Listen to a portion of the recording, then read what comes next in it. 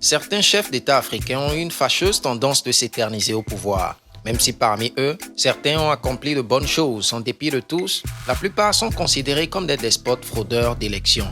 Dans cette vidéo, nous vous présentons le top 5 des chefs d'État africains qui sont restés au pouvoir le plus longtemps possible. Nous rappelons que la liste monte en crescendo, c'est-à-dire que le nombre d'années passées au pouvoir monte graduellement. Si vous voulez découvrir le président ayant passé le plus de nombre d'années en tant que président à la tête d'un pays africain, restez alors jusqu'à la fin de la vidéo. 5. Robert Mugabe, ex-président du Zimbabwe, 37 ans au pouvoir. Robert Mugabe est le premier dirigeant du Zimbabwe indépendant. Il a été évincé lors d'un coup d'État militaire en 2017, après 37 ans au pouvoir, et en est décédé en 2019 à l'âge de 95 ans. Il faut noter que Robert Mugabe se voyait président à vie. Pourquoi trouver un successeur? Interrogé en mars 2016 sur la télévision publique zimbabwéenne, celui qui affirmait vouloir vivre jusqu'à 100 ans. Ancien chef de guérilla et héros de l'indépendance, il était devenu un despote accroché à son pouvoir, à la tête d'un régime répressif. Les premières années au pouvoir de Mugabe ont été saluées en raison de son programme d'accès à la santé et à l'éducation pour la majorité des Zimbabwéens défavorisés par le régime blanc de Rhodésie. Cependant, ces dernières années ont été marquées par des violences de droits de l'homme, des abus et la corruption. 4.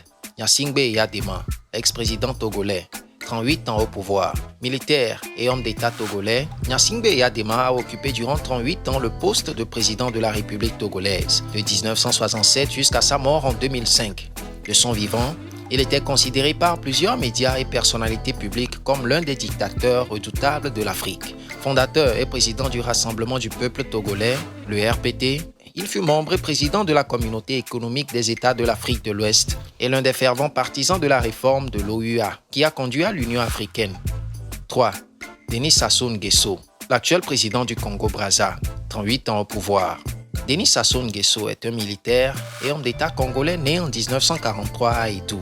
Il a été président après avoir renversé le président élu Pascal Lissouba dans les premiers mois de la guerre civile du Congo-Brazzaville. Son retour au pouvoir en 1997 est reconnu par la communauté internationale. À 78 ans, Denis Sassou Nguesso a été définitivement élu président du Congo-Brazza pour un 4e mandat. Marié à Thibota Antoinette, il est père de 29 enfants provenant de mères différentes et est le beau-père de l'ancien président gabonais Omar Bongo. 2.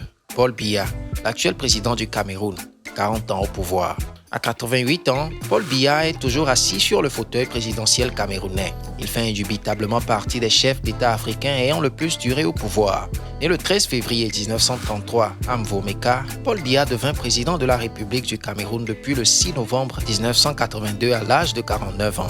Dans les années 1960, il gravit rapidement les échelons dans le gouvernement d'Amadou Ahidjo, exerçant les fonctions de chargé de mission à la présidence, ensuite de directeur de cabinet, de secrétaire général du ministre de l'Éducation nationale, de directeur de cabinet civil, de ministre secrétaire général de la présidence, puis de premier ministre du Cameroun de 1975 à 1982 avant de succéder à Ahidjo comme chef d'État à la suite de la démission surprise de ce dernier en 1982.